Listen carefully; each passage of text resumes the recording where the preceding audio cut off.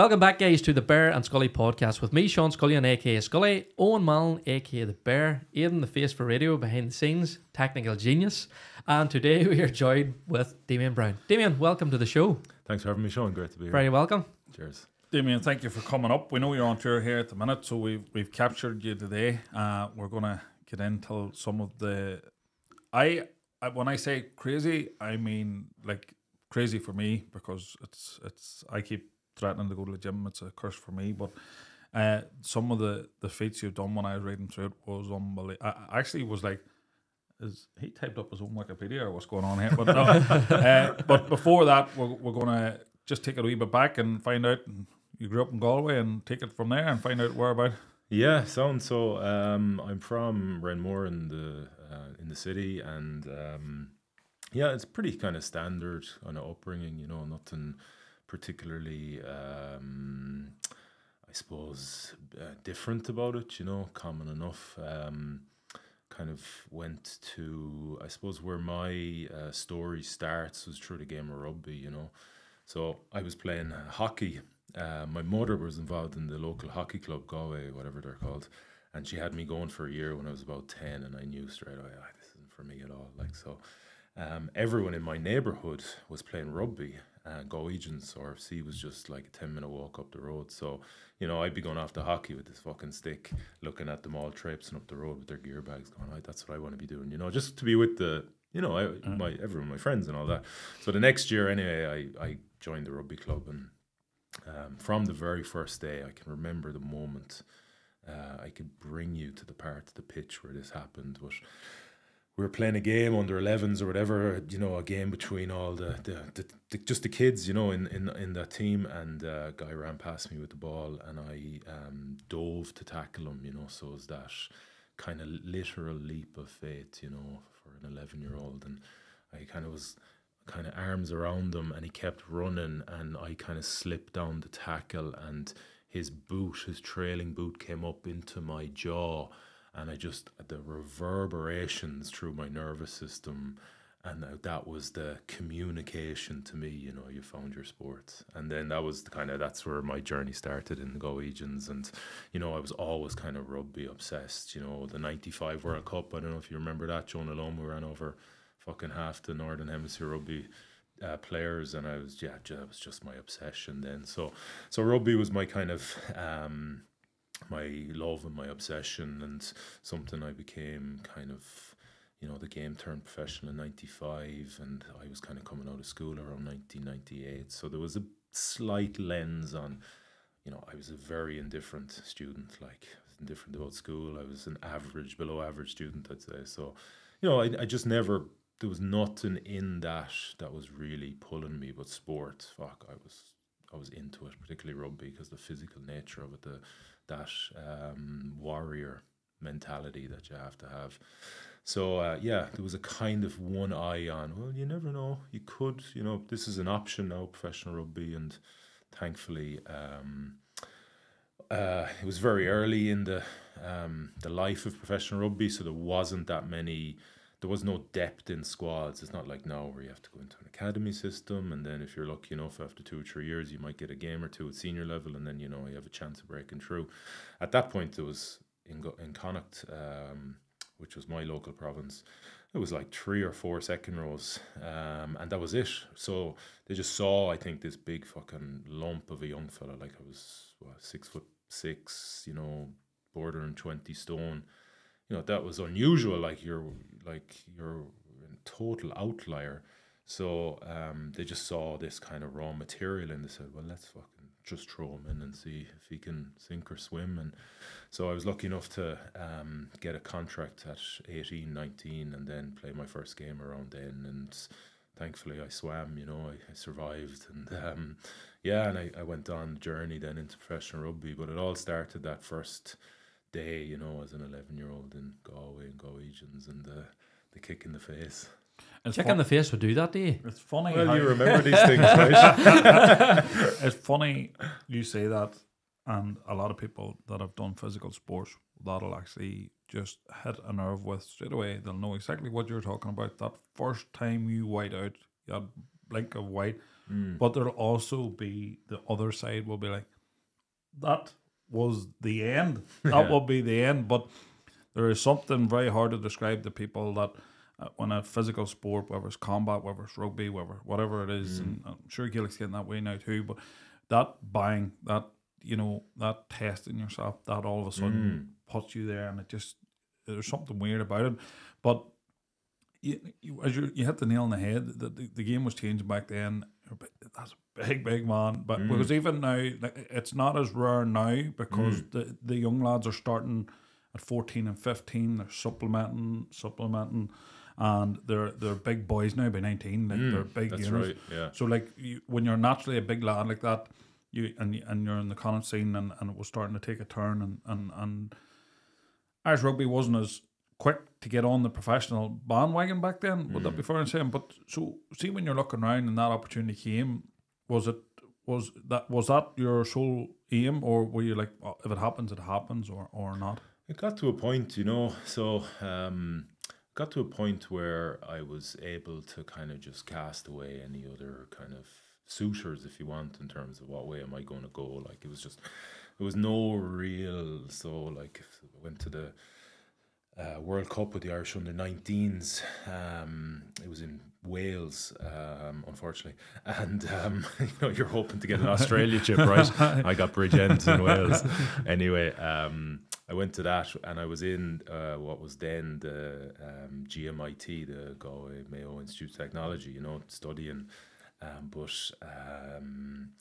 I didn't tell them I was going, and I was gone for whatever 3 or 4 or 5 weeks. I can't remember. Anyway, I came back, and your man sat me down. He's like, "Where the fuck have you been?" I was like, "Oh, I was with the Irish under-19s in Wales, the World Cup." And he goes, "Well, listen, you know, that's all well and good, but you're going to have to make a decision." And I was like, "As he didn't even have to finish that sentence." Like, I was like, the decision's made, you know. If you think I'm going to, you know, try and trade off, like, you know, studying here or playing rugby, like, it's just not happening. It was always rugby, like, you know. So I was very much all in, like, you know, even my lifestyle, you know, I was, you know, when my mates were, you know, I remember good friends of mine going, you know, we're going out tonight, Wednesday night. And I was like, "Grand, yeah, I'll come in," like, but I just sit there and drink water, you know. I was very focused from the start. This was what I wanted to do, and here was my opportunity, and I'm going to fucking make the most of it. I'm going to do my best to make it happen, you know.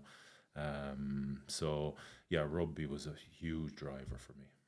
But you have seen the change, because unlike some, you had quite a long professional career, but you were in France then, were you? Yeah, so I started in Connacht, and then I moved to the UK for 4 years, played with Northampton Saints. That was amazing, you know, coming from, you know, the small Irish province where, you know, there's other competing sports in the west of Ireland that are more popular, you know, Gaelic, hurling, even soccer, you might say. Maybe not now, but back then at least. Going to a small enough town in the UK where rugby is just like everything, right? Which is unusual for England, right? Mostly football is the big thing, but the Northampton football team are, you know, they're hardly known in the town. It's rugby. So you're going into this rugby town, huge history. So that was an amazing thing. Like, my first game for Northampton Saints, I was the only uncapped individual in the pack. So I was playing with like All Blacks, Springboks, British Lions, and here was a 23-year-old from Galway in the middle of it, you know. So it was like a very formative few years. And then from there I moved to France after 4 years in the UK and played in Brive, which was a great experience in terms of like culturally, you know, and life, like, but the rugby was a bit frustrating, you know. They're a bit old school in France. They're a bit, you know, I'm very interested and passionate about physical conditioning and looking after my own condition and mental preparation and training and just being the best I can be. And over there, that's very much kind of an afterthought, you know.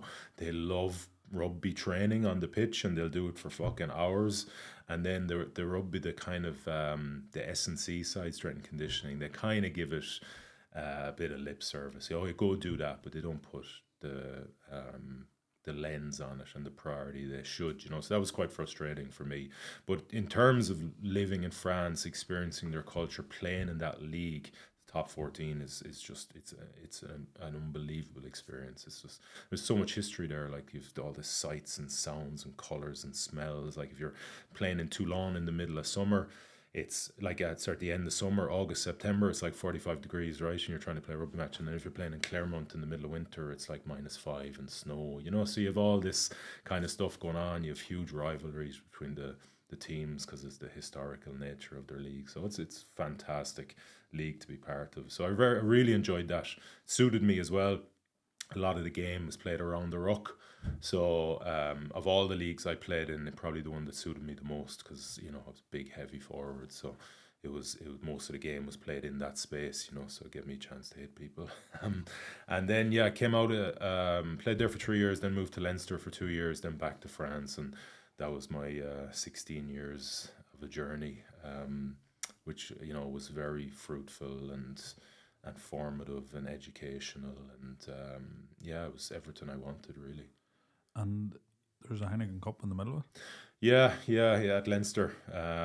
I joined Leinster when they had, I mean, talk about perfect timing, you know.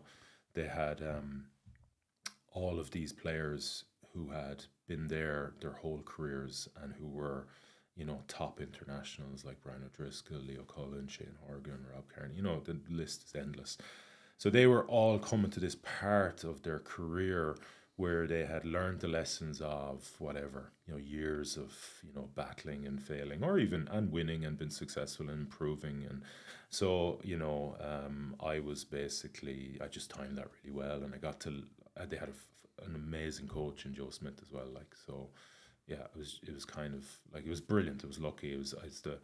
I'm so glad I had that experience. It was like something that I felt was missing from my rugby life, was to live in a genuinely high-performing environment where every player is trying to get better day after day after day, and they're pushing each other in the most organic way by just trying to better themselves, you know, trying to be stronger, trying to be fitter, trying to be more skillful, trying to be better conditioned.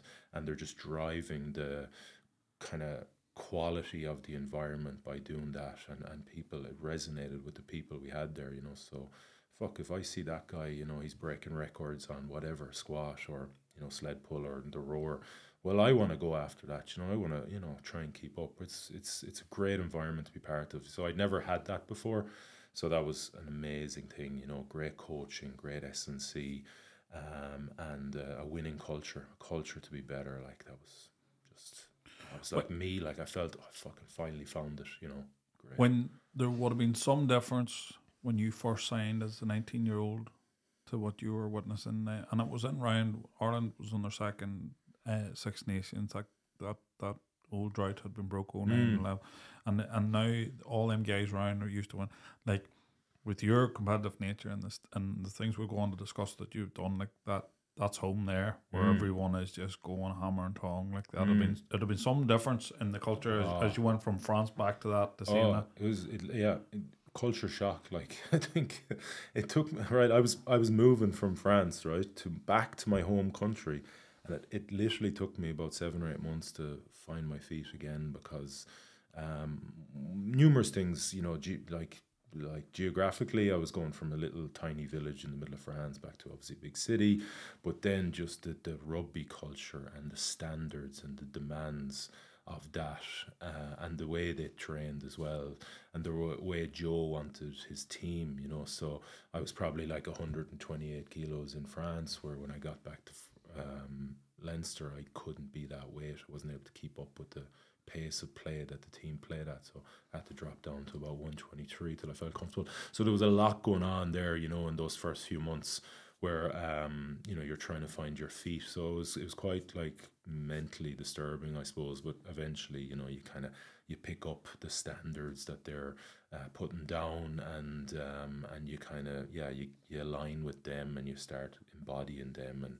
But like, when you think, if I compare that to what life, even if I go further back to when I was in Ireland with Connacht, it was, even though we were quite progressive in Connacht and we trained really hard, like, that's something that is important to me is our work ethic, and my work rate. So we did, like, I would say a lot of my, or at least some of my conditioning around that comes from my time in Connacht. We had a South African coach called Steph Nell, and he came in and he was a hard little bastard, like, and he just wanted to, he recognized that there was a soft underbelly in the team. So he was like, well, I don't know if people would do this now, but at least back then, 20 years ago, I was like, well, I'm just going to fucking work these guys to the bone. I'm going to build it up from the inside. I'm going to build it through the work.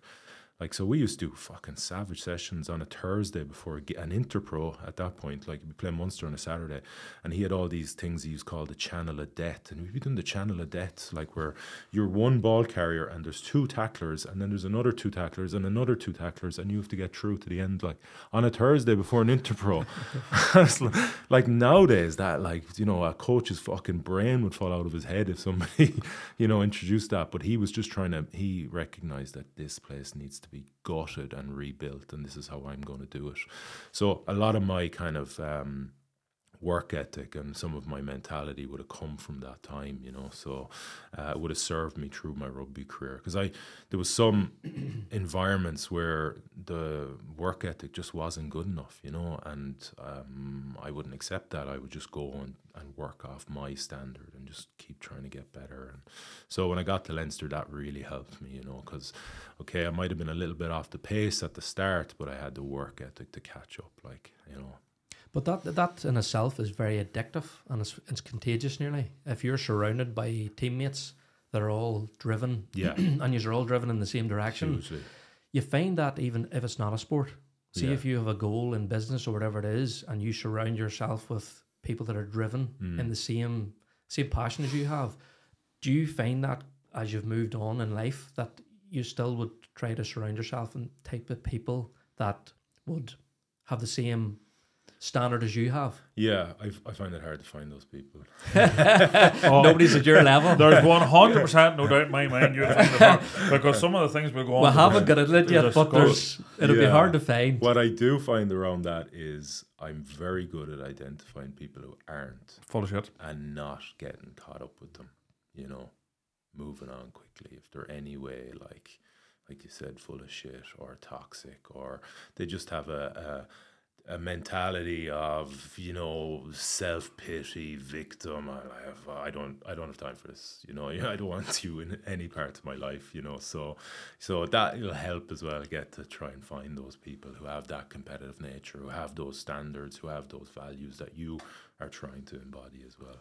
But it's funny when you say that that's a common thing we would speak with successful, competitively driven people, whatever, as Sean says, whatever industry, whether it's business, whether it's sports, whatever it is, you will find people won't have time for that.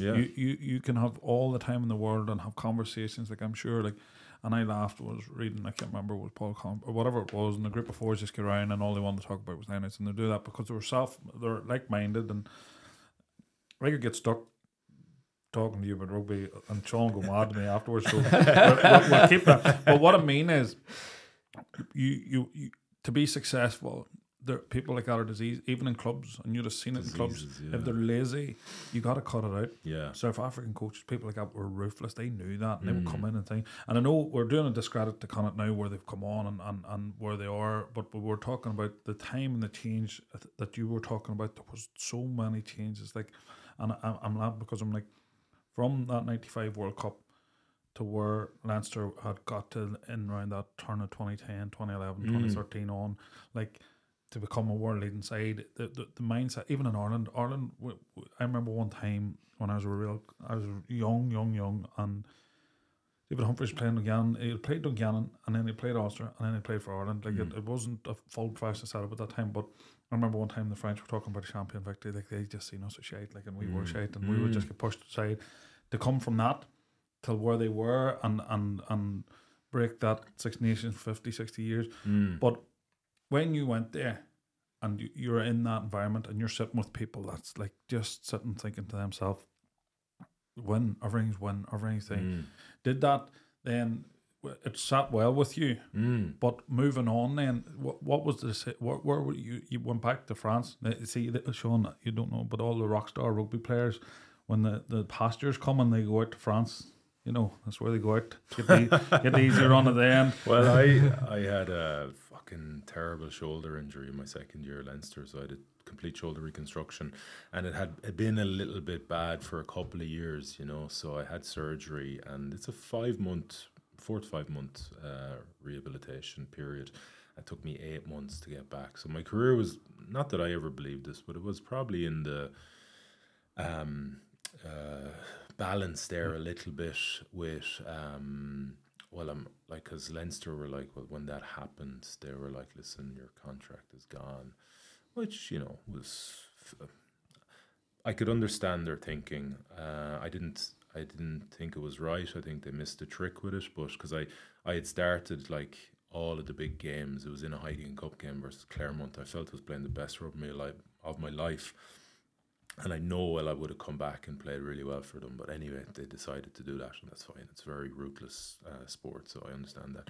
But I was lucky then to get, imagine you're trying to get clubs and you're turning up to meet the clubs in a sling, like, you know, it's not a great look, you know, but I got a club in, just got promoted to the top 14 called Oyonnax. And they had a great coach, which is unusual for a French team, a guy called Christophe Orios. And he's gone on to have great success with Oyonnax, and then with Cast. He's won the top 14. He's now with Claremont. So he's a real switched on guy. And anyway, he took a bit of a chance on me. And thankfully, I did come back, and I did get another couple of years out of my career over there. But very much it was at a point then that like my body was creaking. It had been creaking for a number of years, obviously.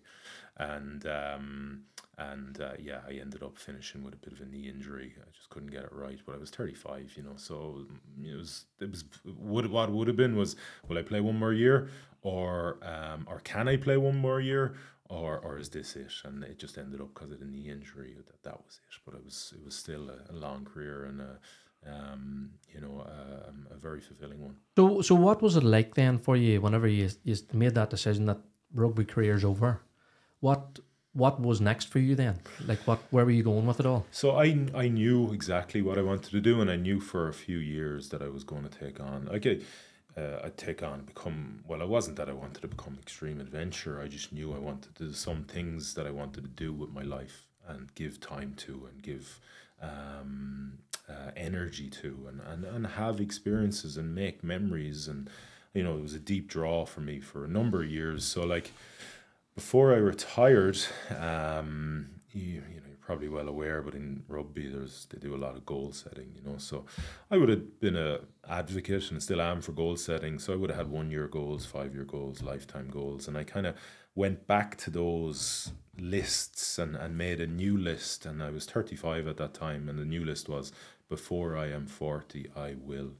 And I had 7 endings to that sentence. So before I am 40, I will complete the Mountain des Sables. Before I am 40, I will row solo and unsupported across the North Atlantic. Before I am 40, I will raise €100,000 for charity. So these were directional goals, clearly life goals, experiences. They weren't small ones. No. But I'd organized my life that I said, you have 5 years to do this shit. Like, whatever you want to do, go and do it. So I'd known for about, say, 7 or 8 years that this is what I wanted to do. I didn't tell anyone. I wasn't going around when people were asking me, you know, what's next. I was like, sure, we'll see. You know, I have a few ideas, kind of, you know, because you're probably aware of that theory that the more you talk about a goal, the less chance you have of achieving it, because you get a little bit of a dopamine hit every time you mention it. So you're getting the satisfaction even though you're not doing it, just by saying it. So I was, not that I found that out retrospectively, but there was something about it that told me, you know, don't go around saying this. You know, firstly, I'm going to have to fucking explain myself. What, you're going to row across? Fuck yeah, I'm going to row across the Atlantic. Yeah. Why are you going to do that?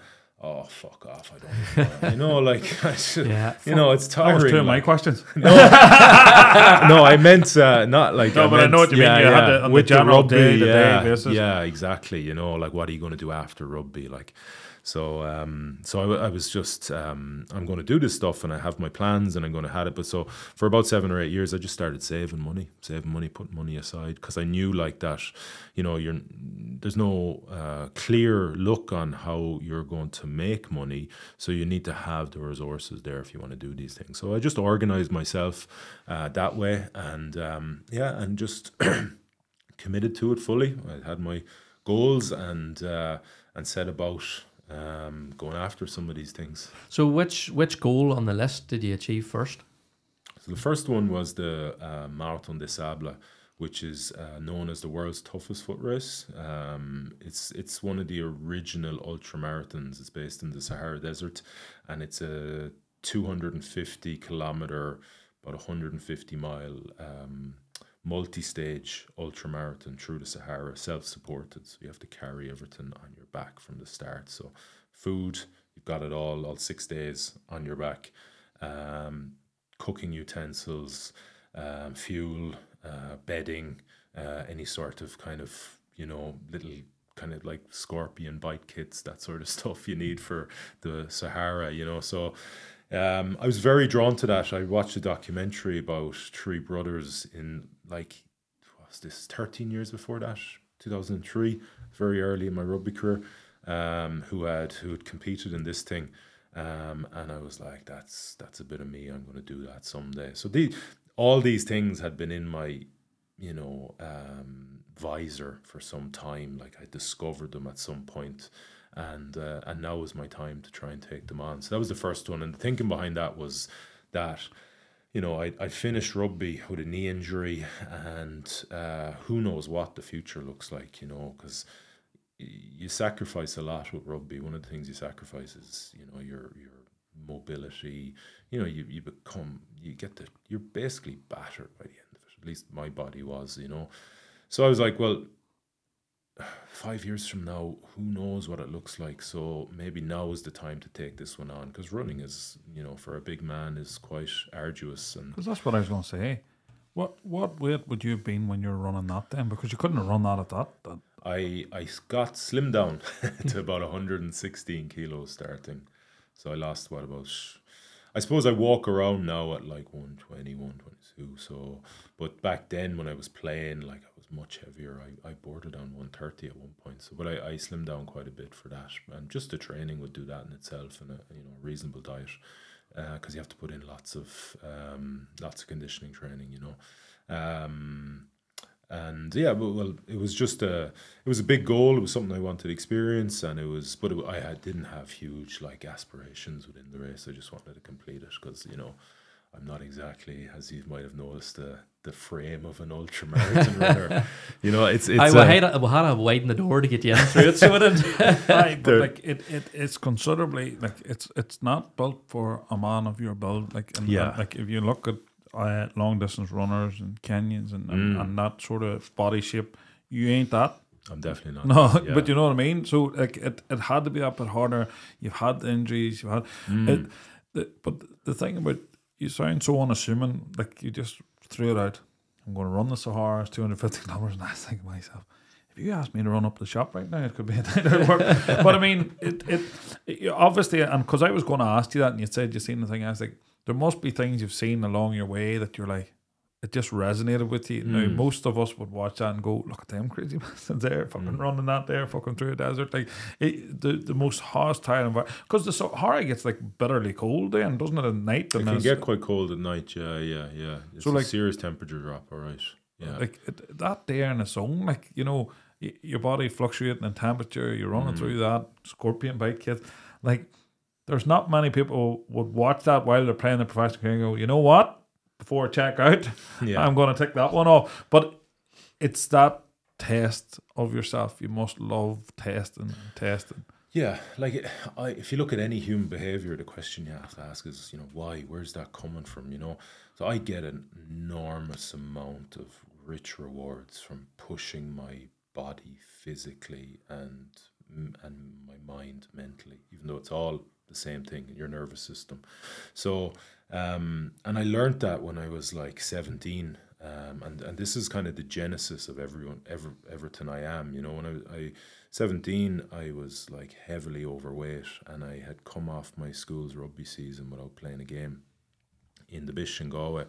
And because rugby meant so much to me, I was like fucking, you know, it was painful, like, you know, especially when I got a clear look at it myself. Like I could see what that might look like from other people's perspective, and I was kind of embarrassed with myself and ashamed, you know, because I should have been doing so much better.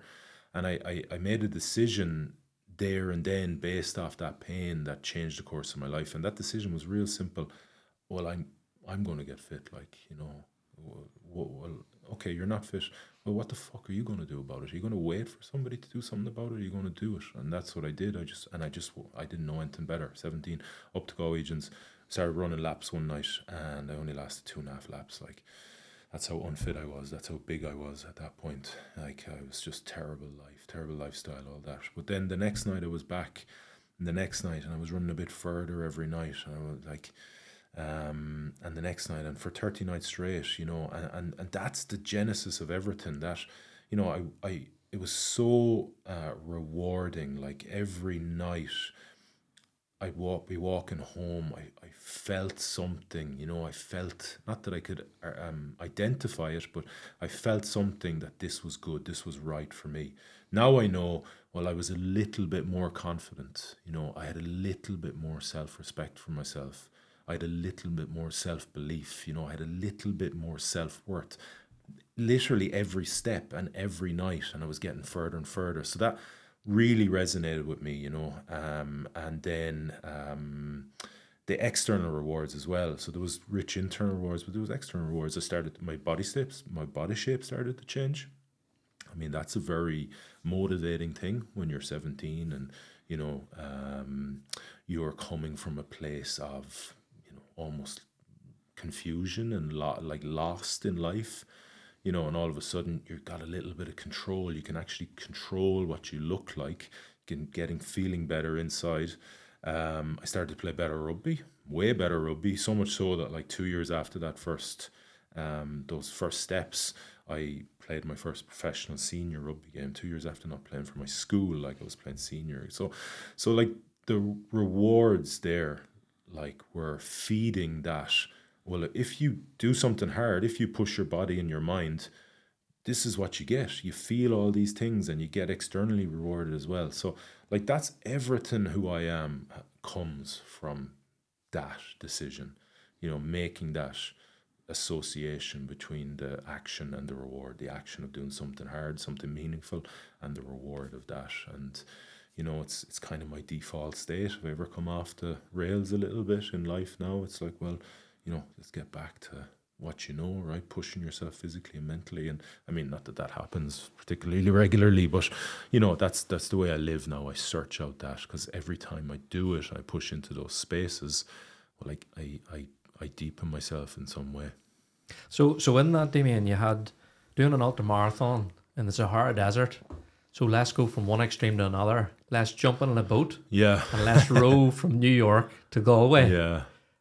I would say that'd be an experience. Well, it was, that, you know, speaking of that list, right, of all the things that were on there, that was the big fucking scary one. Like, because I don't have any history with the ocean. I've no maritime history. Like, at that point, you know nothing.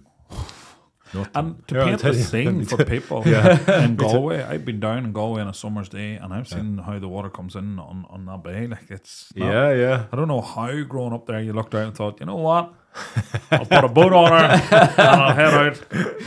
I'll give you a quick story on how little I knew. Like, so there's this kind of whole language in the maritime world, you know. Jackstays and hulls and all this sort of, you know, starboard port, all that, you know. So, you know, when you have no knowledge of that world, like, it's fucking gibberish, like, you know. So you're trying not to show, you know, you're doing that human thing where you're trying not to show that you don't know, right? So you're in the middle of conversations and people are saying stuff, and in the back of my head I'm going, what the fuck is Right? So I'm sitting, or you're trying to put it into a place going, hopefully I get more information later in the conversation that will tell me what that is. So if somebody asks me, you know, I won't look like a fucking idiot and a fool and all that.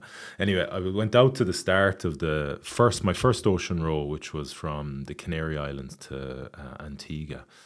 Just a nice wee one to just get little you going. warm up, you know. Yeah. And I was due to do it the next year. So I said I'll go out to the start and I'll talk to some of the people who are taking on. I knew it was actually a guy from Galway, it was Gavin Hennigan was in the race. So I went out, it was in the La Gomera in the Canaries. And I went down to the marina and the boats were still on their stands. They hadn't put them into the water yet. And there was two solos standing on the boats, Gavin and this lady from Scotland called Elaine, and they were chatting. And again, same kind of situation, you know. I was like kind of trying to pick up bits and pieces of information without kind of letting known that I didn't know what I was doing. And Gavin says to Elaine at some point, Elaine, you just got your boat as a hull, didn't you? And then you put on all the bits and pieces. And I'm sitting there going, what the fuck is a hull? Like, that's how little I knew. I didn't know what a hull of a boat was, you know. So I was coming from this place of real ignorance. But, you know, if it means enough to you, you kind of hang around long enough and you figure it out. And so, yeah. So it was very daunting. Like, imagine no maritime experience, no rowing experience as such. Like, we do a lot of off-feet conditioning in rugby on the ergometers, but that's it. Like, I was never on a river rowing boat or anything like that. And I can't even swim either. Like, so there was a few. Shut your mouth! You can't swim. No. What the? Right. So did you have any friends at this point? Did you have any family that come and put an arm around you and says, "You've never rowed, you can't swim, you have no sea experience, you don't know anything maritime. Maybe to be the first person to ever do New York to Galway is not where we're going to start. It's not but there's something about you that we've been picking up more and more in here that there's no doubt. I don't think you doubt things when you get that in your head, that you have tested yourself time and time again, that you know, I'm going to do that.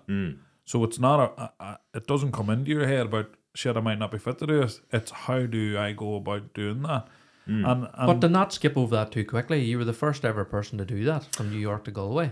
Well, like so this was that was my second ocean row. I've actually done the Atlantic twice in either direction, you know. The last one was the New York to Galway. But yeah, like the question I asked myself around that sort of thing, well, you know, it's big and it's daunting, and you know, when there's dauntingness, there's fear can come in, and fear can manipulate your conversation inside. So, you know, you got to control that conversation. So my question is, well, okay, but what can stop me?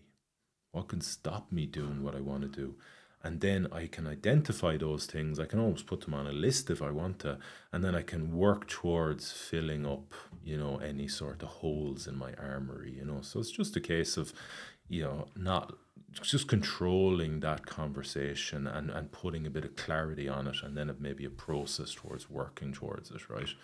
So, okay, I can't swim, but I can put in place unbelievably detailed safety procedures where I'm never going to find myself swimming, you know. So, but it, to me, like, it's and I love how you just glossed over that. I'm going to do a transatlantic row, and I don't need to swim. And I'm like, just in case, we back up in my mind will be, I might have a few swimming lessons. I might go and learn to swim a bit, and I get what you're saying. You had no plans to be in the water, so, like, you know, that wasn't even in your psyche. But it to normal people that's listening to this is funny, because it's just like, you know, there's other things that you could do, but, like, I get it, and, you know. But you can reason that out, right? Like, so I did more research into that, and the more I found, the more I discovered around the non-swimming thing, it became actually, and I know this is hard for people to understand, it's actually a non-factor, because you know, a lot of fishermen don't know how to swim, because they just, it's, as far as they're concerned, it's delay and inevitable. So when are you going to fall into, when is it probable that you'll fall into the ocean on an ocean rowing boat? During the middle of a storm, during a capsize. So basically then you always have to be clipped into the boat, so you have one point of contact, so you never lose contact, because that's the problem, is that if you lose contact with the boat, that's it. Because it wouldn't matter if you were Michael Phelps. If you fall into the ocean in a storm, boat goes one way and you go the other way. It's just, and you're not catching it. It doesn't matter. The boat's not been turned around, even if there's 8 people on it. There's stories of this happening. They will not have the power in those conditions. So it's kind of, if you're swimming, you're fucked kind of thing, you know. So don't find yourself swimming. What do I have to do to not find myself swimming? Let's put all my energy into that instead of kind of learning how to swim, half is swimming, and just, you know, well, yeah, that's not going to do much anyway. But you know what? I have a vision in my head as you're coming into New York and you're coming up in and you're getting close and you're like, that man's coming from morning. And you're like, just pull me ashore there. Because I need to get out of the boat. I don't want to get out of the water. But I you know what? And this is the key to all success, is you've concentrated on all the things you can do. If you want to get tied up in all the things you can't do, you'll never have got your foot in, you'll never put your ass in that boat. So like, to be successful, no matter what, and business, life, whatever it is, if you only, and as you say, you list them out, you close them off. Exactly. It may be a passing glance, and in the night, sometimes when you doubt yourself, if you set up a business or you set up anything, you get them wee soft creeping doubts. But you got to shut that shit down, because you would do nothing. You wouldn't do nothing. Do anything. Yeah, exactly. Yeah. So just on that though, you obviously have the physical and the mental side of it. What do you think, which part of it, what percentage, like is it 90% physical and 10% mental, or if you had to put a number to it, what do you think it is? Is it more mental than physical? It's much more mental than physical, but that's dependent on your preparation, you know, like, so, you know, if you don't do any sort of physical preparation, like, that's going to really compromise as far, you know, your physical capacities are really important. But once you build your physical capacities to a you know, standard that you're happy with, and mine is pretty high around that, an ocean row becomes incredibly mental, like, you know, because it's only 20, I mean, I say only, okay, it's 20 strokes a minute. Now it's 1.5 million strokes, right? So you have to, you know, it's a lot, right? But it's only 20 strokes a minute. So if you put somebody on a row machine there in the corner and said, do 20 strokes a minute, they'd be like, and describe it, you know, it's not that taxing, you know, but day after day, hour after hour, stroke after stroke, thousands of them, and then throw in the, you know, the challenges of just trying to live on a tiny little boat in the middle of the ocean alone, the mental, the emotional challenges, you know, it becomes extraordinary. Like the fact even, that... I'm sorry, sorry to jump in, but just even to put that in perspective, you're saying about day after day. How many days was that? So the New York to Galway road took 112 days. So 112 days. 4 months. 4 months. You're on your own. I had, my mate was on the boat for 13 days. There was 2 of us started, and he had to be medically evacuated on day 13 because he had possible, we're not sure, he has his own pretty amazing story of, you know, been paralyzed and learning to walk again. But his blood oxygen saturation levels measured 86 at sea level when they should measure around 99. And then the story was that when he came out of spinal surgery after his accident that he had that paralyzed him, in the Mater spinal unit in Dublin, that chief indicator of blood clotting in your lungs was a low blood oxygen saturation. So that actually happened to him, and he was rushed to ICU. So that when he measured, now he'd been really struggling for a number of days. So when he measured this, we knew it was over for him. So he was evacuated by this giant tanker. You know, maritime law, the nearest vessel has to assist in any sort of situation or emergency. So in this case, it just happened to be this 300-meter Singaporean cargo ship that was going to New York. So that was rerouted by the American Coast Guard, and we had to row this little tiny 6-meter ocean rowing boat up to the side of it, and he had to be taken off, and that was day 13. So that also left some, you know, mental challenges, like, because this was always a duo thing. I'd done the solo ocean row before, you know, I went across from, like I said, the Canaries to Antigua in 63 days. So this was a few years later with Gussie, and I'd always wanted to do it with a pair. We'd been friends for many years. So that was difficult as well, losing him after 13 days. But then you know, never entered my mind to I was very driven to make this thing happen and make it a success and get it across. So I continued on. So yeah, it was That's right. Well, this is what I'm going to say. So that was 111. So around 100 days of that, you were on your own. yeah. And did you have radio contact with people? I had a sat phone, Yeah. so I could ring home. And I had a thing called a BGAN, which is a broadband satellite uplink. So it was a tiny little unit, kind of maybe, you know, about this size here on the microphone, if you see, you know, like, and you'd hold that to the satellite and it would give you Wi-Fi on board. So I was actually able to do, I did, believe it or not, 2 FaceTime calls with my little daughter and my partner over the course of the 112 days using that thing. But I was sending like videos and that home, you know, for social media and that. So I was sharing the story as I went. Because the one thing that was in my head was 100 days. I thought it was 100 days. It's isolation pretty much, but it can't be any more isolated than the Atlantic Ocean. No. But the fact that you had this plan to do this, and you've obviously trained, and then you're worried about your mate, what way, but you sort of, I don't mean this, but you have to be a wee bit ruthless in the middle of that and say, right, look, listen, I got to go on. It's exactly what it was like. Or leave the boat and getting on, you know, because you don't have 2 options. If you start getting hung up on what's happening there, you know, it's going to be a big task in front of you, Exactly. which was, but like, that is really, you know, when they say there's a spanner in the works, and we've seen these big feats, and there's things you can't plan for, that you can't account for, but your psyche of all this was just like, let's just keep going. Let's just keep going.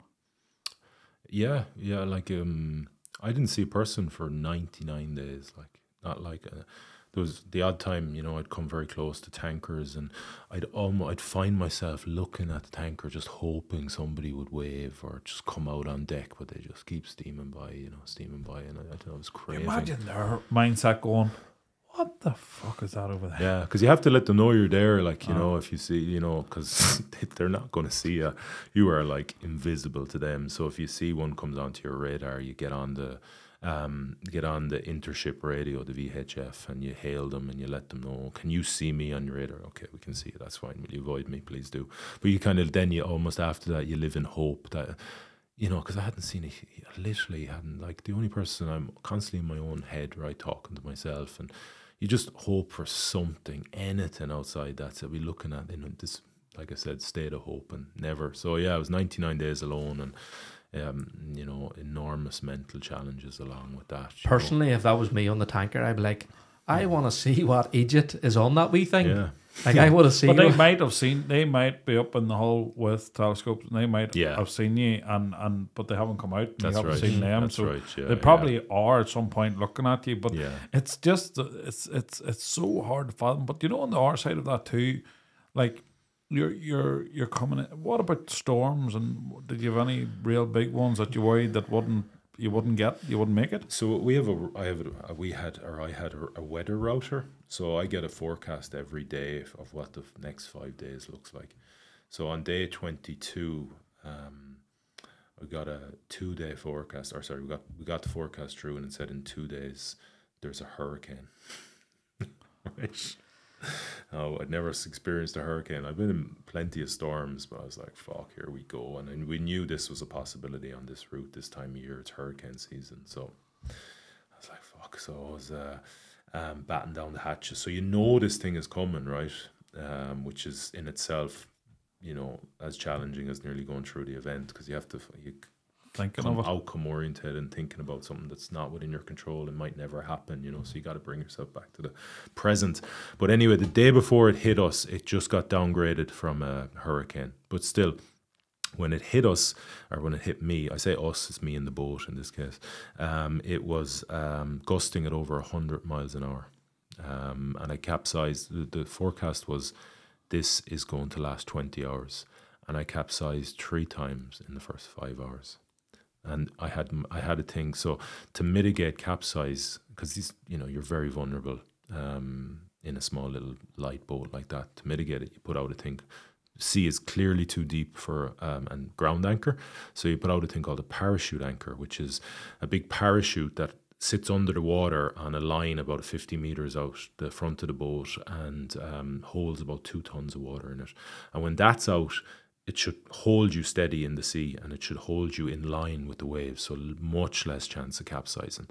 So I capsized like that. So basically, when I'm locking down the boat and climbing into this tiny little cabin, which is only like about 2 meters long, right, I am pretty secure that I'm not going to capsize because I've seen this coming. And all of a sudden, the first 5 hours I've capsized 3 times. Like, so the next 15 hours were the fucking longest of my life, like just waiting for that 4th capsize.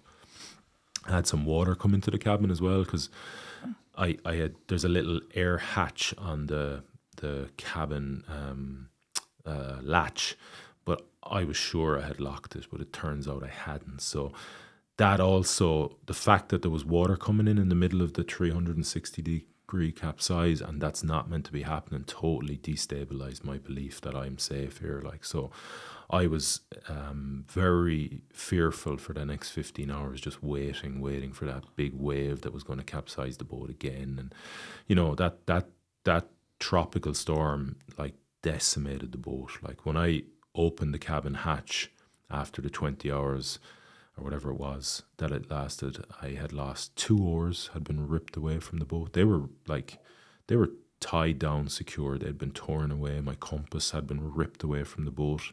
Flagpole had been broken in half, and loads of other damage. I lost a thing called a jet boil, which is how you boil the water to add to the dehydrated rations. So that meant for however long this was still going to take, which ended up in about 88 days, I had to eat cold dehydrated rations for the rest of the journey.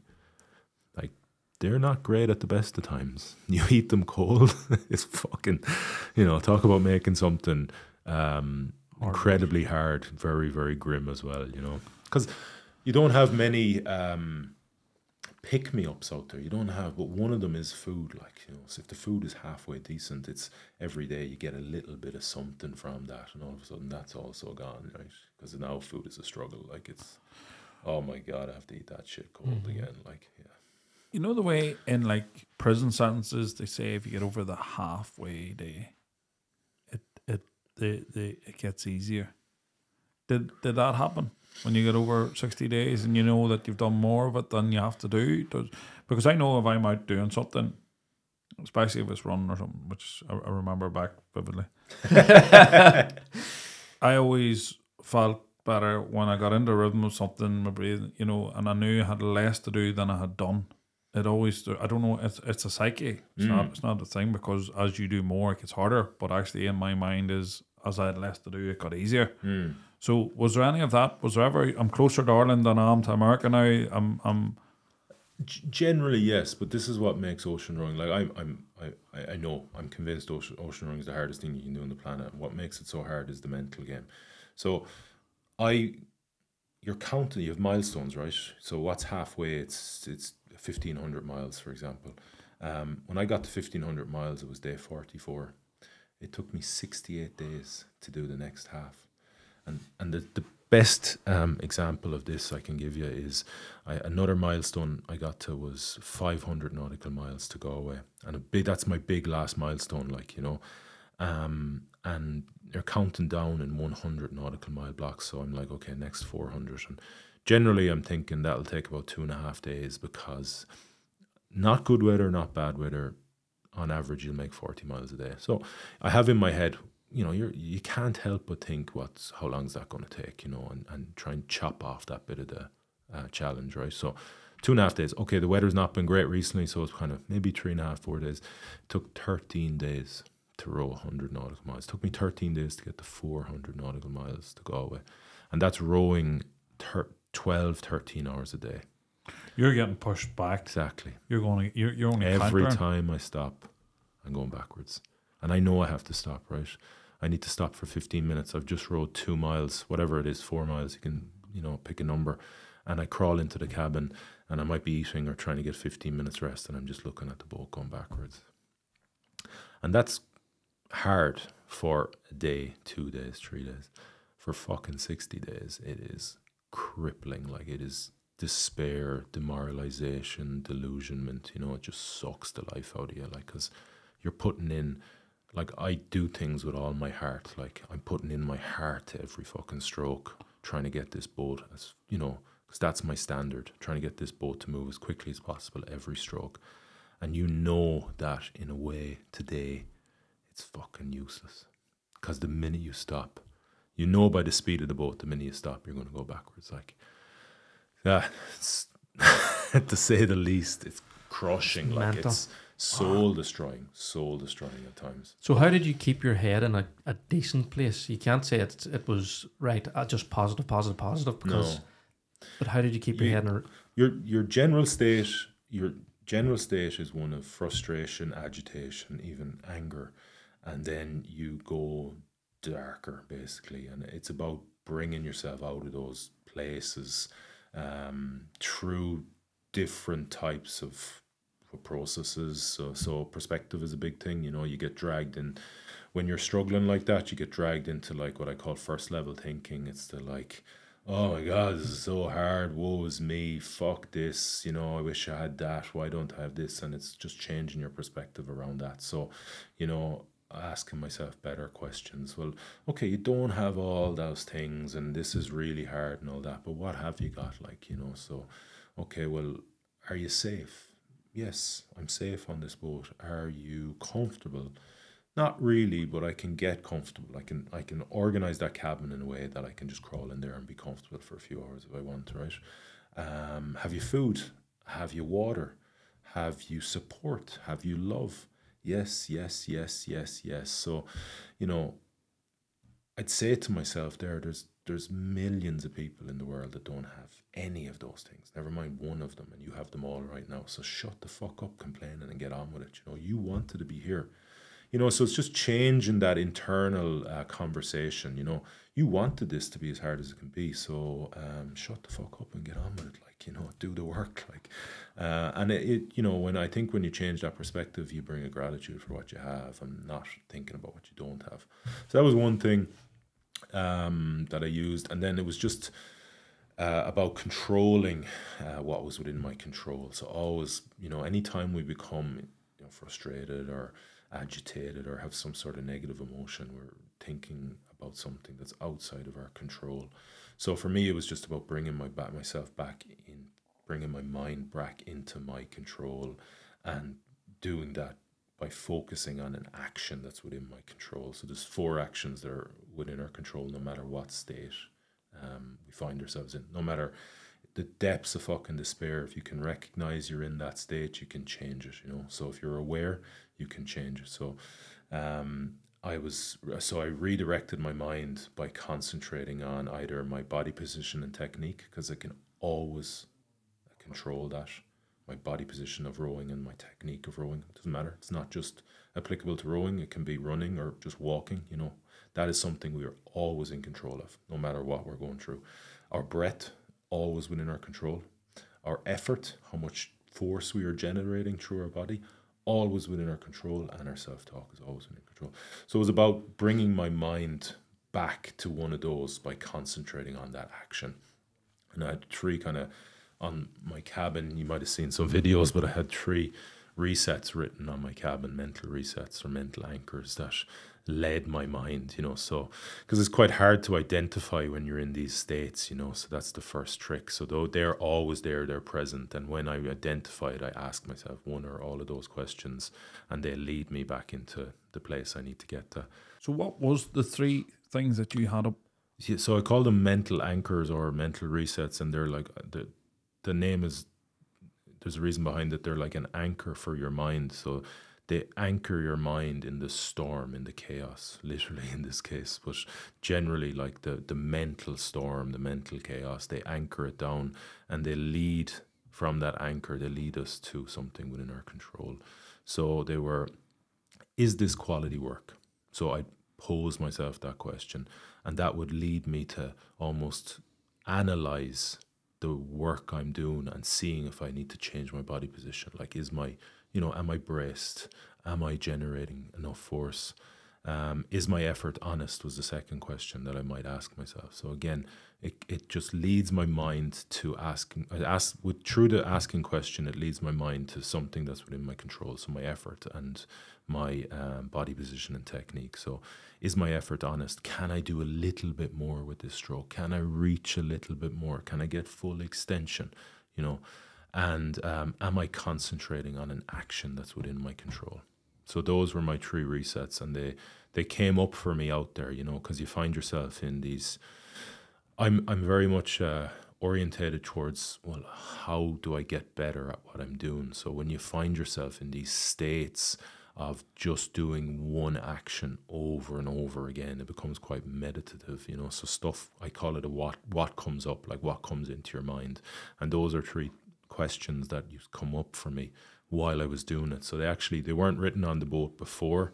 Sometime in the middle of it, I wrote them up there to just help guide me through those tougher periods, and they're very, very powerful.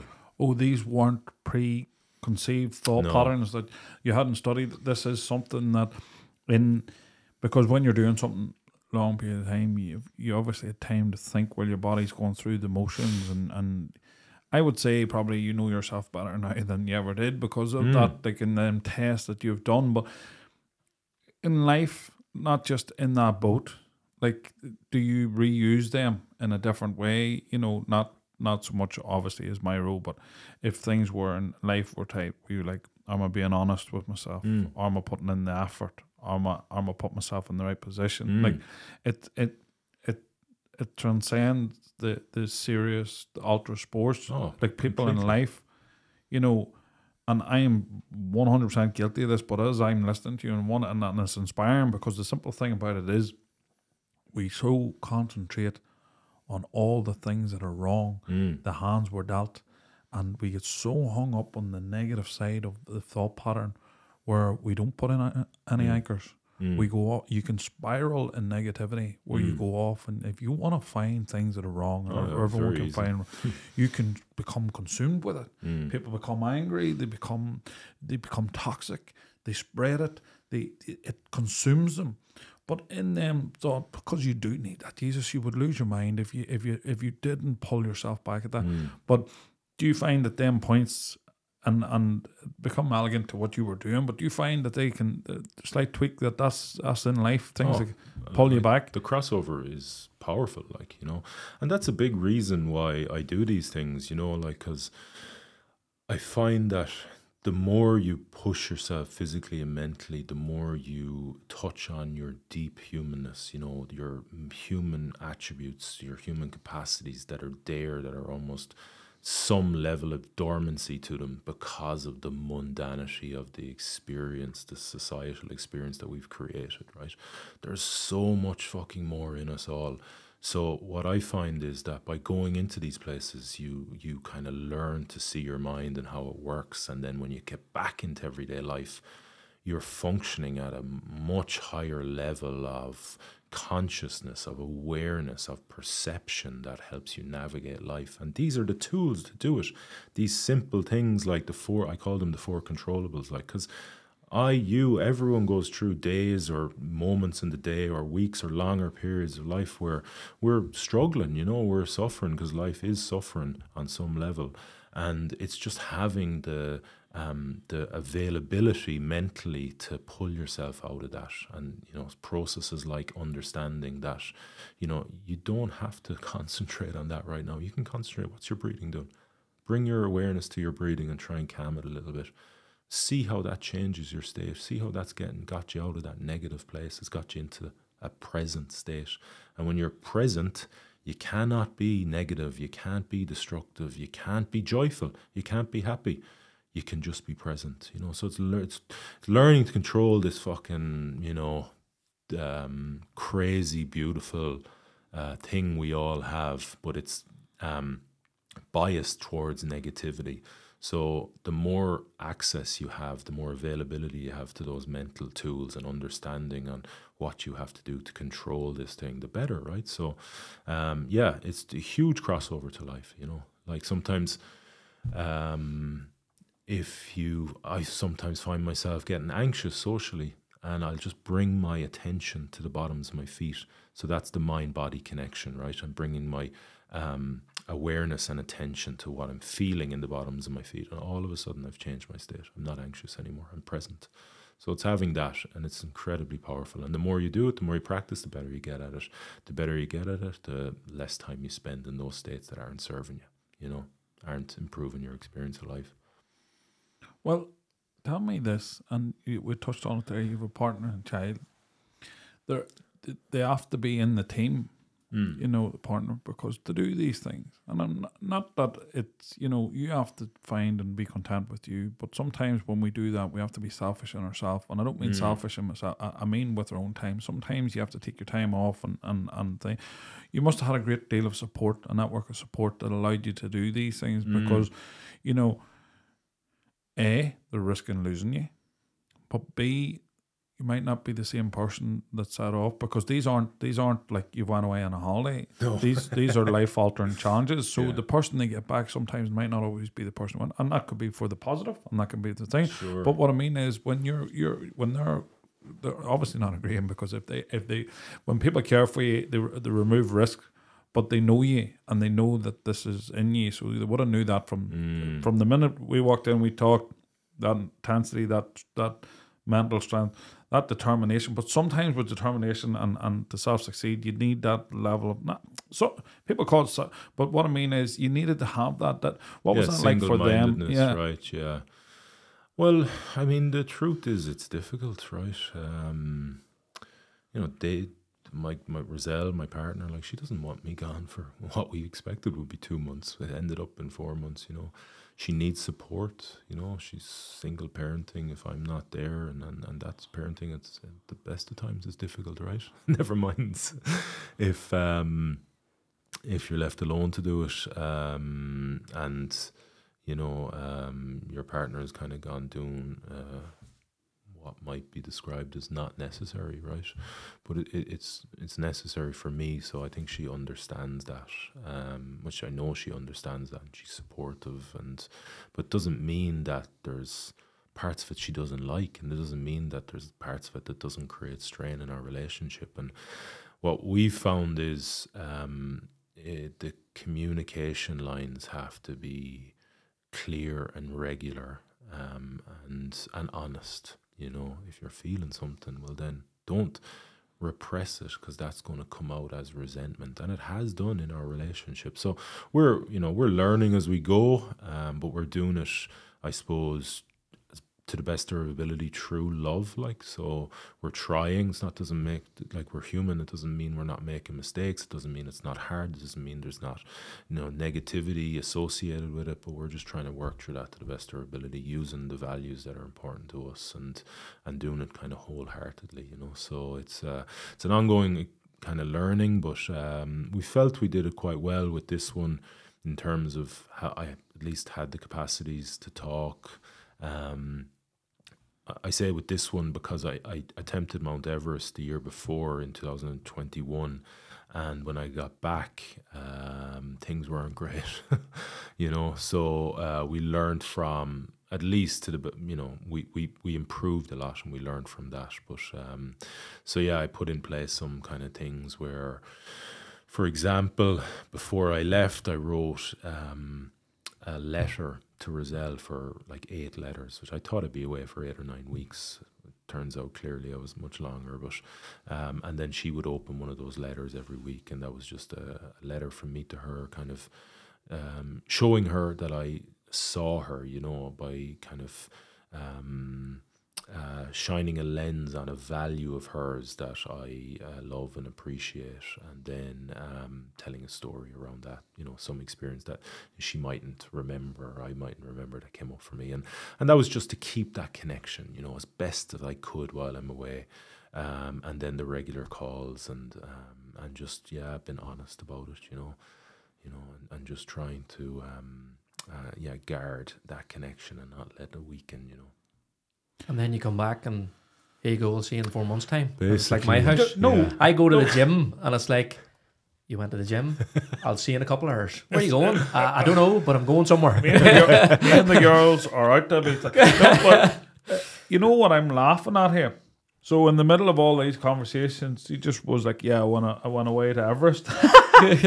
But here, before we move past that, because and I like that honest insight, because I love that. I love that. I love the letters. because but also like some people, when they do things, they gloss over the hard side of it, and that was the hard side of it, and like anyone could see that, but. I like the honesty in that and you know, you can't smother a puppy there. If that's the sort of person you are, and you cut that out, she's not going to get to follow you when you are here. So there is a trade-off there sometimes. You know, you're like, yeah, that's hard, but like, stop me doing these things, make me somebody I'm not. You know, it'll kill you quicker than anything. So like, there has to be honesty in you where you say, look, I have to do these things. Yeah, and I don't like to use that term, because sometimes when we want to do our own goals in life, sometimes you have to come a wee bit self-centered. You have to put, you do, and especially when it's anything intense or hard. But also on the practical side, it wouldn't have been cheap to do that now, would it? No, I think the budget worked out at about €200,000. The boat itself was like £75,000. It was built in Devon in the UK. And then, you know, there's, lots of equipment and all that. So it's a big campaign, like an Ocean Row. You know, you have to take a good run at it. Like, you know, it can't just say, 6 months I'm going to run Ocean. You got to go and get sponsors, or at least attempt to get sponsors. We started trying to fundraise during COVID. It wasn't great timing, and the people were very guarded with their money. But, if it means enough to you, you'll make it happen. And we kept just chucking away at it. And we ended up kind of getting about 95% of the whole thing sponsored. There's a little bit of personal money had to go in. But, it was tough work. Like, some people have been... There's an expression in ocean rowing, like, there's two sides to the journey and both of them are equally tough. It's getting to the start line, and then you have to row the fucking ocean, and they're both really hard, like, because, it's not a particularly attractive thing for sponsors. Your usual maritime kind of sponsorship is done with, like, it's all big brands, huge budgets, but they're all, because regattas and yachts, all on TV. and it's all big money, and they're not interested in this little thing, especially happening, if it fucking goes pear-shaped. Yeah, exactly. They'd be risk averse that way as well. So yeah, it's tough work, but we had some great sponsors in the end, and we made it happen. And and thanks to them, we were able to do these things. But we did touch on this, so that is not the ultra marathon in the desert in the heat and cold. Atlantic Row, which was 5,000 miles, which was out in Antigua, and then from New York to Galway, has not been the only feats. We brushed over one of them there, which is the largest mountain in the world, and we've got sand, we've got water. Yeah, you know what? We're going to the snow. Where else can we go? Land, sea, and air. So Everest, but you're a renowned mountaineer. You have 5 of the 7 world peaks. Is that? Yeah, 5 of the 7 summits, which is the highest mountain on each continent, which is kind of pretty renowned mountaineering feat. Well, let's drop a few of them names, like we're Kilimanjaro. Kilimanjaro, yeah, Africa's highest. I did that originally back in 2012 or so. I had that done before I committed to this project, But then there was Elbrus, which is the highest mountain in Europe. It's in Russia. We have Denali, which is the highest mountain in North America. It's in Alaska. One called Aconcagua in Argentina. It's the highest mountain in South America. And then there's a pretty cool mountain in West Papua, which is the highest mountain in Indonesia. So it's in this, like, it's on the western side of the Papua New Guinean island. So it's very remote, a bit backward. You're talking about local tribal, like, they still wear like penis cords. Like, it's proper fucking tribalism, like, full on in the area. I thought there were horns and things. Yeah, I know, right? It might be, but like, whatever you blow, Sean, you blow. Or it's not no judgment.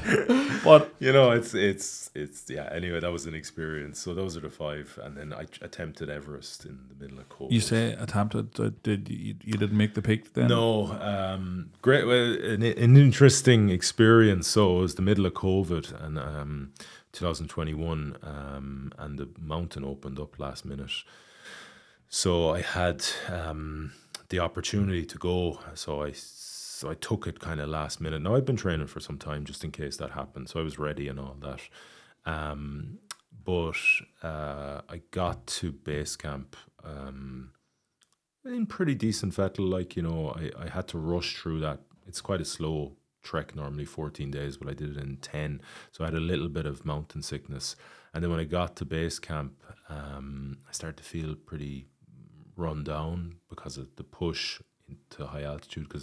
So altitude is something that affects you the quicker you move through it, right? So that's why they normally take it really slow, so it gives your body an opportunity to adapt. So I didn't really do that because I had to catch up with my group because I was a couple of days behind. But anyway, I got there, no problem. But then some of the groups started dropping because it was the time of the Delta variant, which is the really contagious part, and that originated in India. And India and Nepal have an open border, so kind of all the Indians kind of were moving out of, you know, into Nepal, and then so it just became widespread. So I got COVID while I was there, and they didn't really know what to do. It wasn't that organised at base camp, so they flew people in helicopters back to Kathmandu to sequester and hopefully, you know, get through the period in a hotel room, and then the plan was to fly people back. So I spent 10 days in a hotel in the middle of Kathmandu with other people in my group, and then we got flown back to the mountain. Now, where that becomes complicated is, like, again, a little bit like the ultramarathon running. I'm not built for mountaineering. Like, your successful mountaineers are like little mountain goats, like 60, 70 kilos, right? The more mass you have, like, the more oxygen you need. Sherpas, you call them? Sherpas, yeah, They're only a small wee race, aren't they? They're small enough, but they live their whole lives in the mountains, so they're just, you know, habituated to the lack of altitude. That's all they know. So they have a huge amount of red blood cells comparatively to us. But so they're rock stars, like they're just machines, like in the altitude. Whereas we're not, like we're living at sea level most of the year. But if you got brought back to base camp and you haven't acclimatized at each point, because base camp, most people think you're down at the bottom, but base camp, is it the last place they can fly till? Is that? Yeah. Oh, they can. If there's an emergency, they can fly to Camp 2 in a helicopter, but they don't fly helicopters there unless it's, you know, emergency situation. So yeah, base camp's 5,364 meters or something. So it's, you know, it's high. It's a very high altitude to live at for a number of weeks, which you do while you're there, but that's to help you acclimatize. But what it means when I get taken off the mountain, I start to lose any part of acclimatization I've had, right? So I'm sitting in a hotel room and I know that I, more than most people on that mountain, need to be sucking in that thin air every day, giving my body the best chance to adapt to it so I have a chance again to the summit. So I'm stressing, like, you know, big investment to go to Everest, and here I am in a fucking hotel room trying to get rid of this thing, like, you know. And also, you're not going to be at your physical peak when you've recovered from a viral. Yeah, exactly. So all that stuff going on.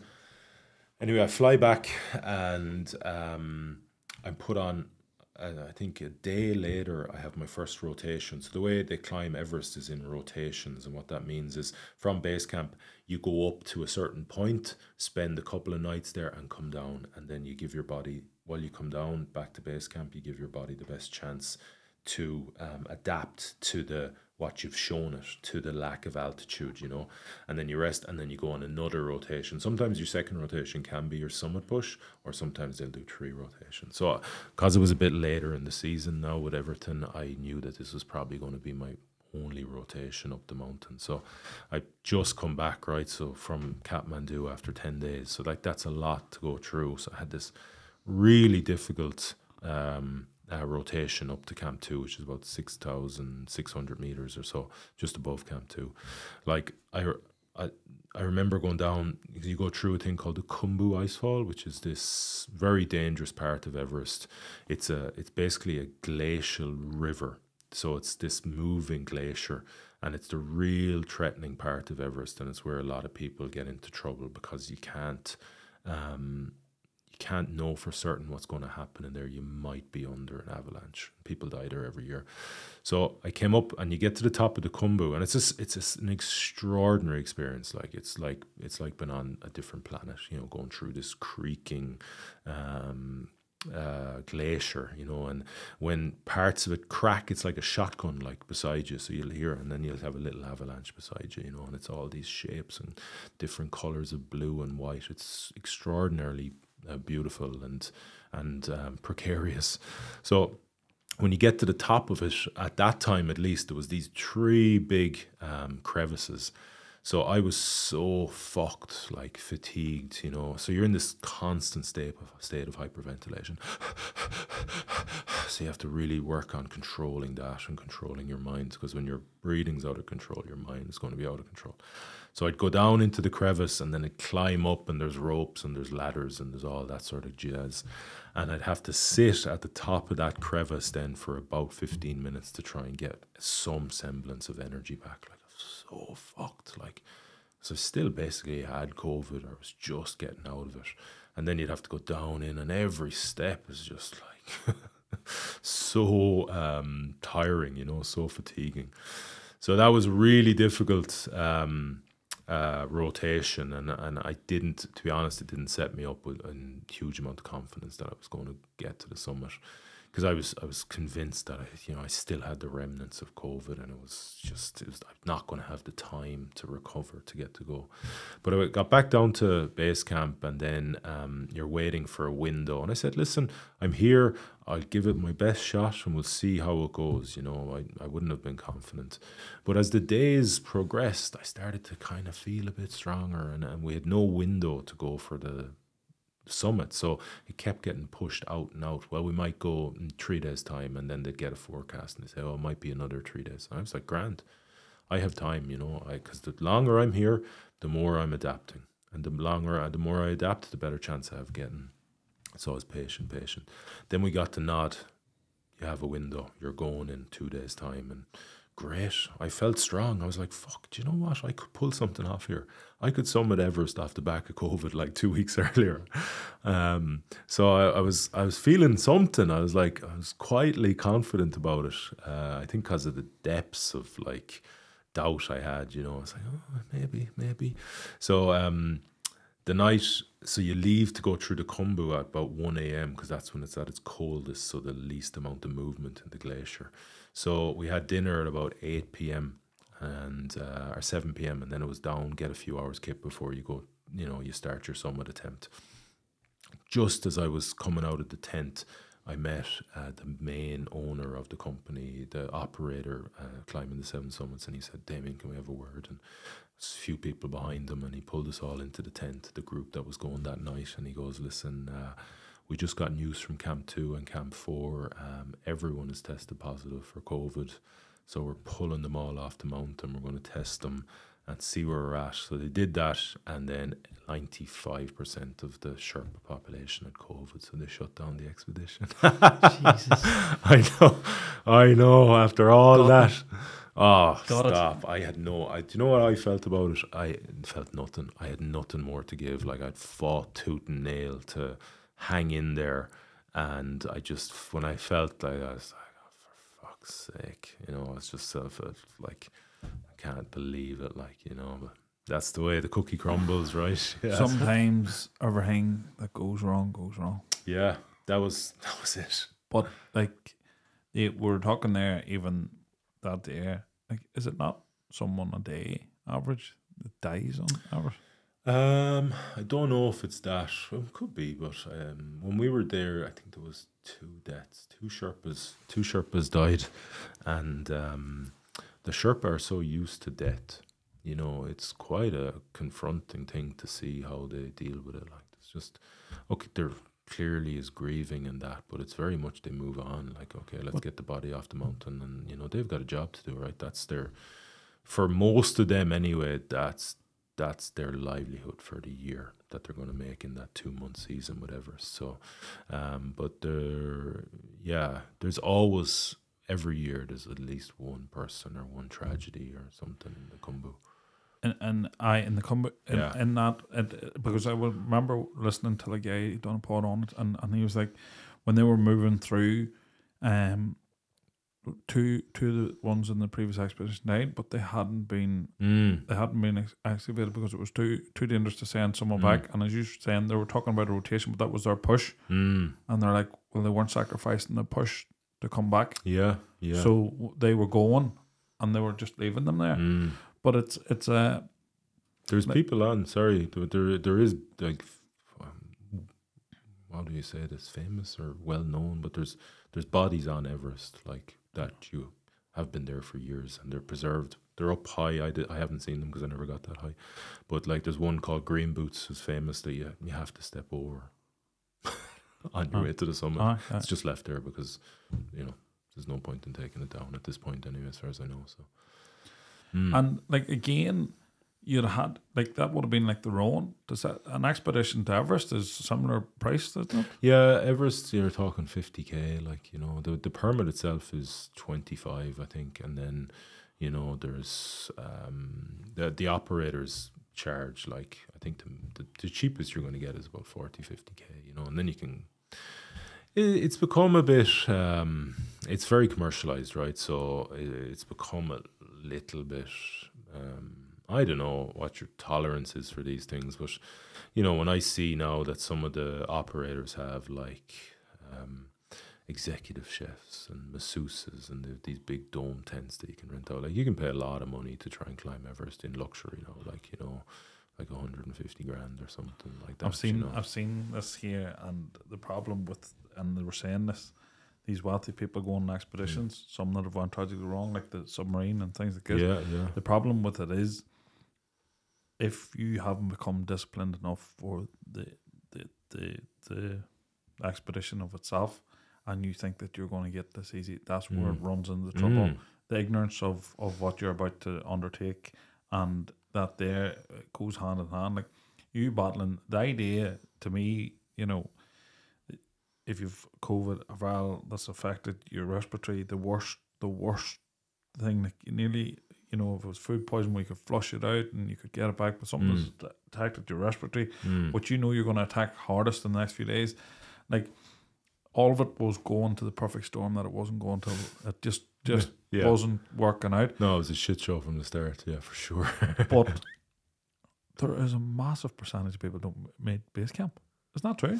Yeah, I think so. Yeah. I wouldn't know what the stats are, but it's. I mean, again, it comes down to being prepared, right, and conditioned, and some people think they can buy their way to the top of Everest, because they'll do the minimum, but they'll pay a load of money and they'll pay a Sherpa to carry all their oxygen and all that's grand. But you may well do it, right? You may well survive it, but you put fucking everyone else on the mountain at risk if you do that, So I think now we're talking about selfish. Like as far as I'm concerned, that's incredibly selfish if you're going to do that. So, if you're going for these things, it's all well and good if you want to do them luxury and you have the means to do that. But fucking prepare yourself. Do the work so that you prepare yourself so you don't get in trouble high up on the mountain. Your family don't have to deal with that, and other people don't have to deal with that as well.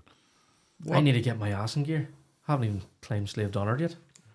Oh, I recommend it. It's yeah. I don't like to boast, but you struggled up it. Especially in company. Struggled up it, and I did carry access weight, and I learned for the second time I went up it. But there now listen. This is literally comparing your the wee car you push around your front rim till a double decker bus in terms of what. But I remember getting to the top, and I did struggle, Sean. You're right. I was carrying 40. I was still carrying the weight, but I went up it, and there was something massively therapeutic about it. There's something I never climbed a mountain, and I didn't think, and there's something very. Now I can't even. I'm literally feeling embarrassed about having this conversation because but what I mean is, like, it's not the test yourself, it's not the thing, but there was something actually very therapeutic by standing up on the top of something, conquering something, saying I've done that. And it was in a time my head wasn't that great, and I just took this notion I wanted to go off and do this. And I remember actually thinking to myself, fuck me, you climb a mountain, you can do things. And then everyone come along and started like we had Nikki, who had the reverse plastry, she had cancer and she had her leg removed, and she'd climbed like 4 peaks in one day in Ireland, you know, Argo. And Crew Patrick and all these ones and done all these. And I was like, people keep coming and shitting on me claiming that. And then she come and I was like, well, I'm very quietly. And then you've come and said the 5 of the 7 summits in the world. And I'm like, I'm shrinking. But was there any, like, of them expeditions, like one-off that just surprised you? It was something that, like, you know, happened and you're like, I just wasn't ready for it, and ones you thought would have been harder were easier, or was there any of them? So they all have a bit of a story. Like, you're dealing when you're on Elbrus, you're so it's the highest mountain in Europe, but it's in Russia, right down in the Caucasus. So you get to see some mad shit there because there's Russians involved, and they are crazy bastards. Crazy, you know. So you'll be all there in your, you know, your mountaineering, getting your kit, and you'll have all what you feel is like, you know, good quality stuff, and then you'll have some old Russian fucker in a white dress shirt that's about 6 times too big for him trying to climb the mountain at the same time, and you're like taking, you know, because you invariably go with like a company, right, in a group, and they obviously have to build it up, you know, in terms of like just keeping the seriousness of it. And then you see this, right, you know, and you're like, I mean, and there's like we met Russians coming down. They had clear altitude sickness. They were like delusional, speaking in gibberish, you know. No guides, just tried to climb this off the fucking their own whim, like, and you're like, hey, fucking tapped, and they are a bit tapped. We had a Russian guide who was saying he met a guy one day with a horse, trying to bring a horse to the top of the mountain. This is a 5,600 meter mountain. It was with a glacier on it. And the man was trying to bring a horse up, like. So you have this sort of stuff, the West Papuan mountain, like mad stuff, you know, like we couldn't. There's a big copper and gold mine, some, you know, big company own it, so they basically make all the decisions for people. So we were waiting around this town to get a permit, if you get me, like, because you just can't move without their knowledge and permittance, and then eventually we got it, and we had to get a helicopter over the mine, and you get dropped on the mountain, and it's just amazing. It's the one mountain that's actually climbing, like you're climbing up ropes, and you know, I was in a group of 3, and the 2 guys that were with me were really small, so I had this great experience, were really slow, so I had this great experience of kind of getting to go on my own, you know, which is more my thing. I struggle with the kind of have to been in a group and been told what to do. So on this mountain, the head guide was like, I see you know what you're doing, you can go on ahead. So I had this cool few hours of just climbing on my own up one of the 7 summits, which is very unusual, you know, to get to do that, and coming down and abseiling down the ropes in a snowstorm at the end. Like, it was a lot of me, you know. So it was a great thing. Like Denali in North America is, I'm not a. Some people are drawn to mountains, you know, they're like, they become obsessed with climbing. Now, more like proper technical climbing, ropes and all that. That's not really my thing, and I'm not exactly drawn to them, like, you know, even though, you know, I love going for a bit of a hike, but I'm not doing it regularly, right?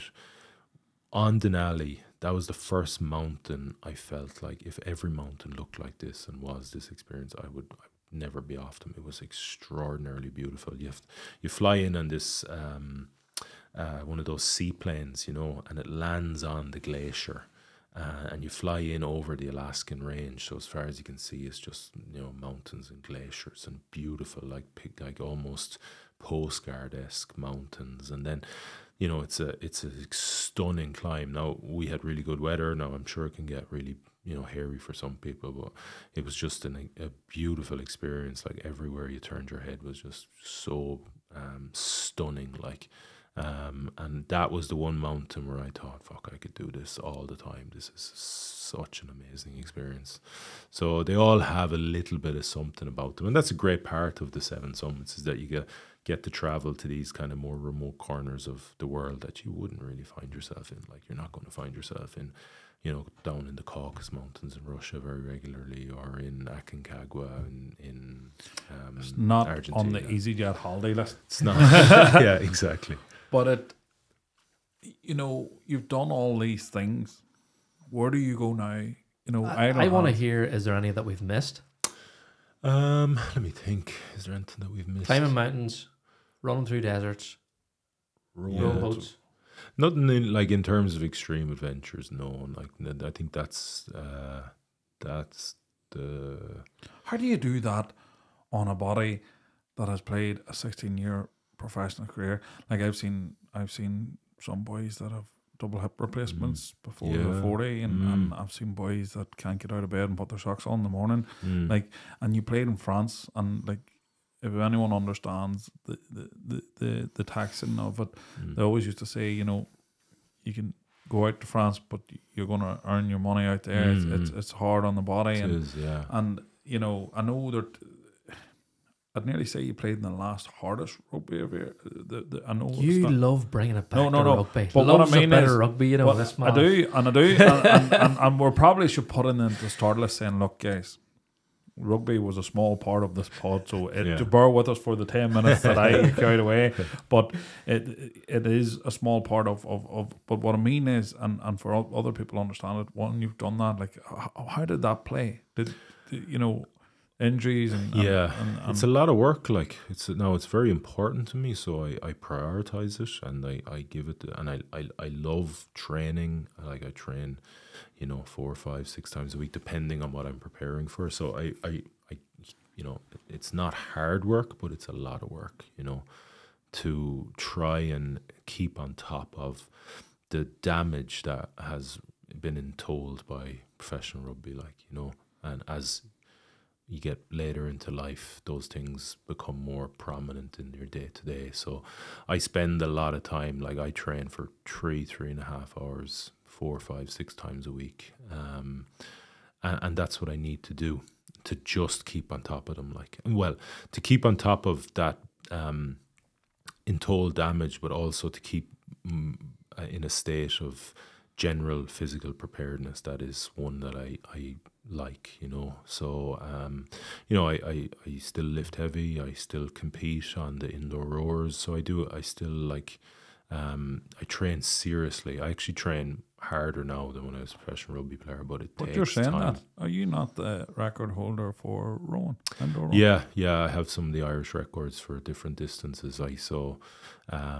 That's something that keeps my competitive juices alive, or keeps that access at least to that competitiveness that is inside me. So I love training for that. I don't do it all. I haven't done it now in 3 or 4 years, but I will do it again. It's something that is really profitable, you know. The competing on, I don't know if any have done much, you know, rowing, but indoor rowing mentally is one of the hardest sports that's out there. It's extraordinarily difficult, especially when you're doing it in a competitive race environments. You know, it's a long time to spend in your head, in a vulnerable, weak, fragile mental state. So you got to really learn how to control your mind. So I'm drawn to that. But I just love, like, that life of, I suppose, that came from rugby, you know, training every day and preparing for things and doing that seriously. So, but your brothers, don't you? I have one brother, yeah. And he played professional rugby too? Yeah, he did with Connacht he had a one club, Connacht, for his whole career, yeah. So would that have helped with the competitiveness around the house? We're 7 years between us, right, so we'll have you closer. We never boxed the ears of each other. we never played against each other. You'd have loved a shot, wouldn't you? I think he would have loved it more than I would have. You know, the little brother getting. There was one Christmas, and so I had just joined Leinster, and he was still playing with Connacht. And Leinster Connacht usually play. You know, the interpros are usually around Christmas, so it looked like we were going to play each other on Stevens's Day. So it nearly came to a point where we would have been having Christmas dinner, and then the next day, I'm sure he would have had the fucking lasers out for me on the pitch, but he pulled up injured the week of the game, so he didn't play in that game. So that was as close as we got. It's a pity, really. I would have loved to have played with him. Even against him would have been cool, but I would love to play a season with him, but it just never happened.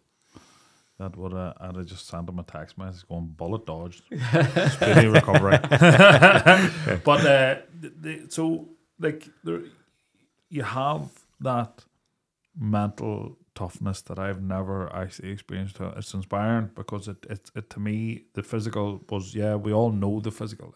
All them things were physical. There's none on me to describe, but it was, for me, the overwhelming thing was your absolute resolve and calmness. You're not here running that down. That was you, for you. That isn't something that you wore for other people. You compete with yourself and in your own mind, and to me, that bulletproof mentality, like your friend getting sick on the boat and something you planned, like you had a plan for a lot of things, but one is going down. Yeah, you might have thought of it, but it wouldn't have been what you'd have thought early in. No. Playing on, Everest being sick and that mentality to go back, and it probably isn't the best thing to fly back to, but all them things, you just always went forward and forward and forward, and that to me was the inspiring thing of that, just that resolve. But what do you do now? Like idle hands, I'd say, around for you would be a bad idea. Yeah. And you are not allowed to watch Netflix documentaries, because if one of them challenges shoots up, he is gone. It's true. It's true. So I've learned a lot, like in the way I've lived, in pushing physically and mentally, and how that is like more about realizing your potential and mastering yourself. So I have a business, a service, I suppose is the best way to put it, where we bring people through experiences and teach them the mental processes while undergoing extreme physical and mental challenges, to control their mind in those states, because of what you talked about, because of how transferable that is to life. If you can control your mind when you're doing something physically very difficult, when you're going through states of physical discomfort and the effects that has on your mind, if you can learn to control that, now take away the physical discomfort and you have the same emotional stuff, challenges in life, it's so much more accessible to you to be able to figure out what's happening and to be able to redirect your mind and to be able to control your mind, and that's going to lead to the outcome you want, right? So we teach people that by putting them through those experiences. We call them crucible experiences because they're like forging in their intensity. It's like throwing yourself. My belief is life is there to be explored, but you got to throw yourself into the fire of it. It's not pretty. It's not going to be this Instagram reel. It's fucking dirty, and there's suffering, and there's difficulty, and there's joys, and there's the sublime, but there's also deep negativity, and you got to learn to figure this shit out as you go through life. So that's what we're trying to do. We're trying to give people the tools by putting them through these really short, intense kind of things, experiences, and teaching them how to deal with their minds, so that you get back into life, you're just much more better armed. You also feel better about yourself because you've done something very difficult, So there's a real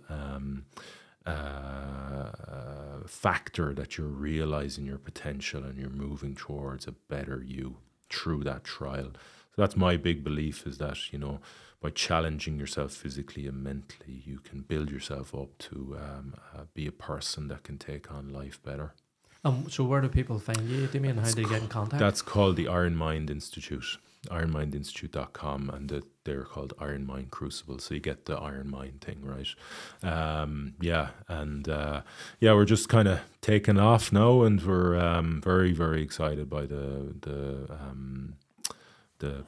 kind of future that is. Well, you're on tour. You're on tour at the minute. We've nabbed you while you're up here. Yeah, you're doing a talk in Belfast tonight. Yeah, Belfast tonight, Galway tomorrow night. So we have 7 dates around Ireland, and it's called Damian Browne Man versus Ocean, and that's how I suppose that's how I make a living. Is I speak about my experiences, and I go into businesses and corporates, and I thought well, if you're a speaker, go and speak, so I kind of a bit of a leap of faith. Well, I see it because I 100% sit and listening to you, and lots of things that go through my mind, and wow, you think you're under stress and all, and I was like listening to you and how you set out to do them things that are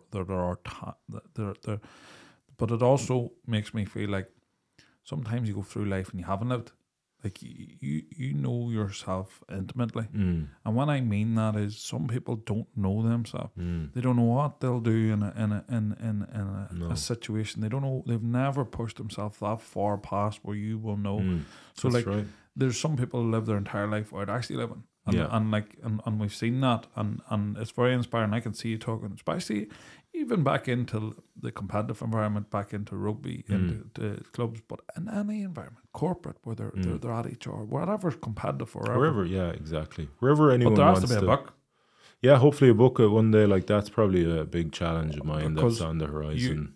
You told us a percentage of the things that we could do a pod on each of the adventures, I'm sure of it. Yes. But I mean, like, to me, there's chapters in a book on each of the adventures, and when you sit down and you recall it in your own mind and go back through it, like, we're putting you on the spot and asking you questions, but I would read that. I 100% would read that, and I hope, and when it does come to fruition, I want you to contact us so we can put it out there and plug it, because I would read it myself, and I want a free one for you. Yeah, no problem. It'd be a pleasure. Hopefully I can get to that point, you know. I think of things that you can achieve in your life, like, I think that's a pretty cool thing to, you know, that'll always be there. Have about 5 books of a lifetime of 5 books, and I know, because what it sounds, the row and how intense that was, that's your thing, but there's so many more things, and to me, I just want to thank you for coming on, because it's a Saturday morning. It's lifted me. Yeah. It's lifted me listening to that. It also, another thing that shit my mountain climbing, but there you go. But Damian, I would have loved to turn this into a complete rugby podcast, which I'm not allowed to. I've been well warned. There's so many of that. I think we could have 5 podcasts. I think you're an absolute inspiration, and thank you very much for coming on. It's Thanks been for a having me real on, joy. Sean. Thank you It's been very great. much. Yeah, thanks a lot. Cheers. Thank you. Nice one.